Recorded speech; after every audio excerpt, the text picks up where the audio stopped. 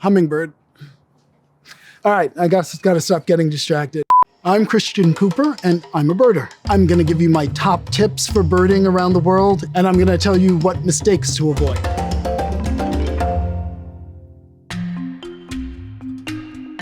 New York City.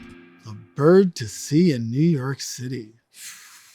All right, don't make fun of me. The rock pigeon. It is iconic of urban places generally, but of New York in particular, and it gets ignored. A fascinating bird with a whole bunch of color morphs, a remarkable story in that they are not wild technically, they are feral. They were domesticated and raised by people, and even though they all got loose, they're still in all these different colors. They haven't averaged back to the standard rock pigeon blue and gray. And where you see rock pigeons, especially in New York City, sometimes you will see peregrine falcons. Peregrine falcon is the fastest animal on the planet, speeds exceeding 200 miles per hour. Their biggest breeding population in any major city is in New York City. Why? Because peregrine falcons, like the pigeons, love to breed on cliff sides. You put up all these tall skyscrapers and you end up with a whole bunch of artificial cliff sides, and the pigeons love it, the peregrine falcons love it. Maybe that's the bird instead of the pigeons. Maybe it's a tie between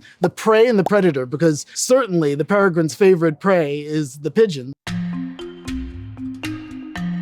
Alabama, brown-headed nuthatch. Little tiny birds, they make a sound that sounds like your dog has found a squeaky toy. And when you hear that, you look up into the trees and you'll find this little bird with a little pointed bill and a brown head, and it is working the trees. They're adorable. What surprised me most about birding in Alabama was mostly personal. As an African-American, families trace ultimately back to the South before the Great Migration took us out of the South and spread us all over. So being in Alabama, which is where my father's family was from, was very, very interesting. To go where there is so much civil rights history while birding. For example, I was walking across the Edmund Pettus Bridge, the bridge on which John Lewis got his beat down and a whole bunch of other people trying to march for civil rights. And then there are these cliff swallows that nest under the bridge, and they're sortying out, catching bugs and flying around. And it occurred to me that almost certainly this same species, maybe the ancestors of these very birds I'm seeing, were nesting under this bridge when all of that went down on the bridge. And it just created this sort of mental connection. Just the fact that, I talked about the Great Migration, perfectly connected to birds of all things, because, why did Black people leave the South? Because there was industrial economic opportunity in the North. People left so that they could raise their kids free of oppression, safer, and have more opportunity. That's exactly why birds migrate from the South to the North every year in the spring, because suddenly in the spring in the North, there are bugs where there haven't been in the winter. So there is opportunity to raise your young where they will have a better chance at surviving. So just a lot of parallels like that just made Alabama, for me, really personally, super interesting to bird. Costa Rica. Only one answer to what the get bird is in Costa Rica, the Resplendent Quetzal. It is one of the top 10 birds of the world. Why? And this is a bird about the size of a robin, maybe a little bit bigger. It has an emerald green back, bright red breast, and then in a male, in breeding plumage, you get a 2-foot-long streamer tail behind it. So when this emerald green bird flies, that tail is going behind it, which led to the legends of Quetzalcoatl, the flying serpent, because they saw that undulating green tail flying behind it. Birding connects you to everything. It will most immediately connect you to this other wild creature that is beautiful and interesting in its own ways. You will see behavior, though, that you may think, oh, that's kind of like the things I do. You'll get a little mythology, you'll get a little geography, you'll get a little meteorology. You will get a sense of the entire planet because you're looking at birds often that are migrating from one place to another across thousands of miles. So yeah, birding is a window into the soul of the planet. Antarctica. A landscape defined entirely by ice. It is striking, it is startling. You will have your breath taken away from the moment you see your first iceberg, the size of an apartment building drifting by your boat. If you go to Antarctica just to see Antarctica, you're gonna get the birds, the penguins, the albatrosses, bird life that you can't really find anywhere else. I knew we were gonna see albatrosses, but what I didn't realize is that you see them in a specific portion of the trip, the Drake Passage, because that's where the winds are. And that's what albatrosses need to stay aloft. You hit a certain part of the trip and you're seeing all kinds of amazing, huge, long-winged jumbo jets with wings that just go on forever and ever. Of course, you get past that and you get down to the penguins, which are the stars of the show. So if there's any one bird you want to see if you visit Antarctica, it's the bird I didn't see, which is the emperor penguin. You will see penguins of all kinds, of various kinds. And I did see a lot of really great, amazing penguins, but I did not see the emperor penguin. So I guess I'll have to go back. Nepal, the one you probably really want to see. I think it's even their national bird. It's the Himalayan monal. It is a kind of pheasant. If somebody took a hummingbird with all those bright iridescent feathers and Xeroxed it up so it's 10 times bigger, that's a Himalayan monal. So when you finally see one of those birds, you're like, holy cow, it's amazing. To get them, you have to be at altitude. You're not gonna get them in Kathmandu. If you're not used to the altitude, it will kick your butt. It's because I consider myself relatively fit and I go jogging and have good aerobic capacity. And so I thought, oh, this will be no problem. And then I got there and started walking. And if it was level, it was great. And the second I had to take so much as one step up, I'm gasping for air. So it is an interesting, challenging trip, but an amazing trip. The things you will see just in terms of the landscape. You know, when you hit the high Himalayas, you'll look around at these jagged peaks you can see nowhere else, snow-covered, and you'll be like, okay, yes, this is the realm of the gods, obviously. Australia. They are known for their parrots. In fact, they have so many different kinds of parrots that they stopped calling them parrots and they came up with names like cockatoo, lorikeet. They just have so many names and so many different kinds of parrots and so many different colors. So, and you can see them anywhere. I got there and I was like, okay, I got to figure out how I'm going to see sulfur-crested cockatoos. Got over to Centennial Park. Was there for about 5 minutes and this giant jumbo white 747 comes flying out of the sky. 6 more of them come flying out of the sky. Sulfur-crested cockatoos everywhere. Junk birds to the Australian, but they are beautiful birds. They're bright birds, as in intelligent birds. The other interesting thing about being in Sydney specifically was the soundscape was completely alien to me because I'm an ear birder. I rely on my ears a lot. I got there and all the sounds were completely alien. It was just like, what the heck is that? I feel like I'm on the set of Jurassic Park. All these strange sounds, where are they coming from? What bird is making that sound? And it was wonderful actually, because it was exciting. It's like, wow, this is alien, this is different. Ecuador. The thing about the tropics is that you get an explosion of diversity of species. The get bird, for me in Ecuador, I actually took a trip specifically to get this bird, is the harpy eagle. It is arguably the biggest eagle in the world. People see a picture of a harpy eagle and they think it's a person in a bird costume, and it's actually this eagle. They snatch monkeys and sloths from the tops of the jungle trees, and that's their diet. I had never seen one.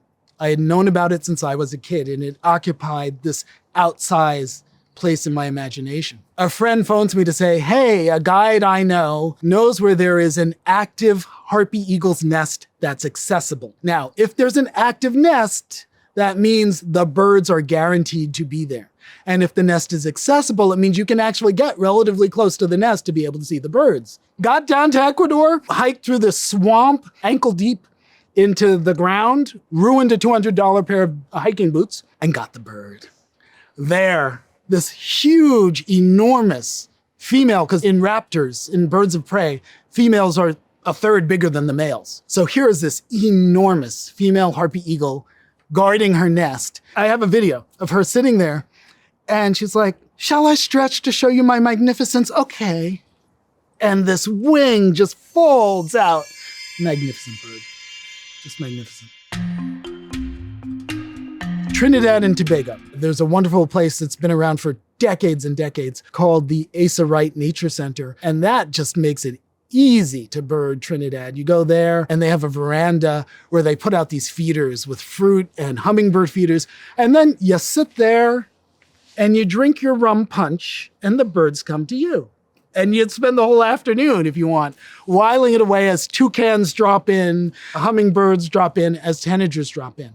And that's the other thing I have to tell you about tropical American birding. Most people don't realize hummingbirds are only found in North America, Central America, South America, and the Caribbean. So only in the Western Hemisphere. They are one of the unique groups of birds, the only birds that can fly backwards, the incredible wing beat rate, pugnacious little things. They have not gotten the memo yet that they're not Tyrannosaurus Rex anymore. And then they come in so many different forms. So many forms that, again, they had to invent new names for them. Puffleg, satyr, the black-tailed train bearer in Ecuador, and then the tanagers. Imagine Jackson Pollock had a fit and just started splashing his paint everywhere. Tanagers in every conceivable color and pattern, dazzling throughout the Americas. So those are the two groups you want, tanagers and hummingbirds. Tanzania. It's funny, most people go for the mammals and maybe they see a few birds. I was going for the birds and yeah, I'll take the mammals too. At one point, I was on the edge of the Serengeti and I caught something out of the corner of my eye. And I'm like, oh, I guess a kid is playing with a ribbon. And I look over, it wasn't a kid playing with a ribbon. It was an African paradise flycatcher, which is a small bird that eats bugs out of the air, but almost like a miniaturized Quetzal from South America, it's got this long streamer tail. So every time it flew into the air to catch a bug, that streamer tail was flipping through the forest. And I just thought, this is where legends of fairies come from. Obviously, because it's right here. I'm seeing it. Galapagos is wild. And here's the thing. You have to keep a distance between you and the animal. You can't approach them, but they can approach you.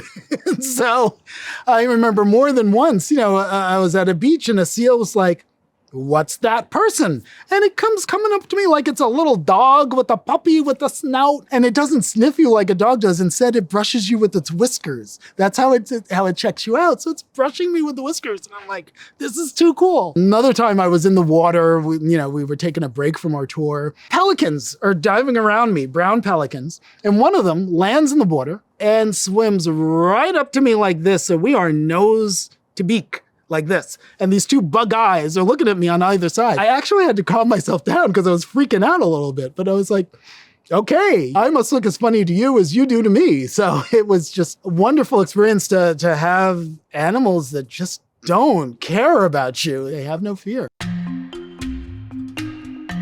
Mexico. There are several endemics in Mexico, but one of them is the rufous-bellied chachalaca.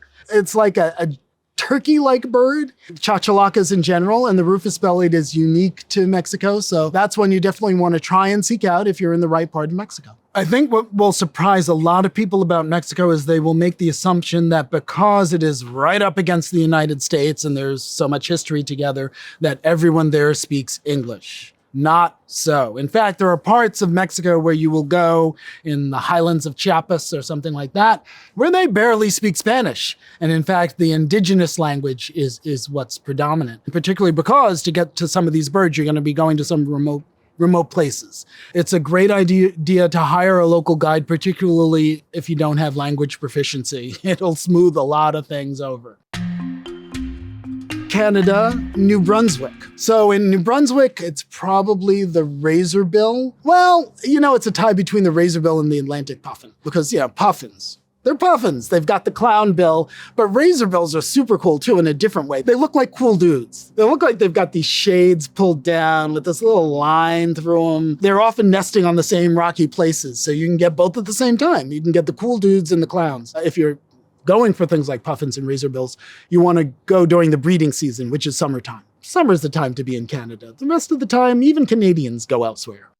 Hawaii is a unique bird case. It is the extinction capital of the planet. No place else has lost as many species as Hawaii has. They have lost 3/4 of their native birds. And it's a cultural loss because these birds are often woven into their stories, into the native Hawaiian culture. Despite impossible odds, they are determined to save the native birds they still have left. And they are being creative about it, they are being smart about it, and most above all, they are being determined about it. That was the real honor in visiting Hawaii, to see their efforts to save these birds no matter what. The thing that's really kicking the native birds' butt right now is avian malaria. And that is carried by mosquitoes that never used to be in the Hawaiian Islands. So the only places where you still find the native birds is at altitude where it's so cold that mosquitoes can't get up there. Climate change means it's getting warmer and warmer, and the mosquitoes can get higher and higher every year, and there's only so much real estate left at the top. Now, if you go as a regular old tourist, you're gonna go to the resort beaches and you're gonna say there's tons of birds. There's birds everywhere, all introduced. None of them are native, hardly, very few of them are native to the Hawaiian Islands. They were introduced because the native birds were gone. So when you see birds in Hawaii, generally you are seeing birds that are not native to the Hawaiian Islands. A place I've never birded, never been to, and I would like to bird right now is Minnesota.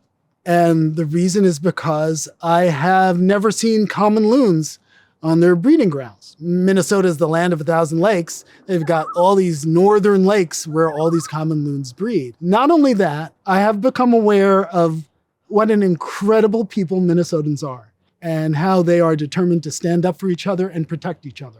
So hopefully I've convinced you to make birding a part of your travels and to pack a pair of binoculars no matter where you're going. And hopefully I'll see you out there in the field.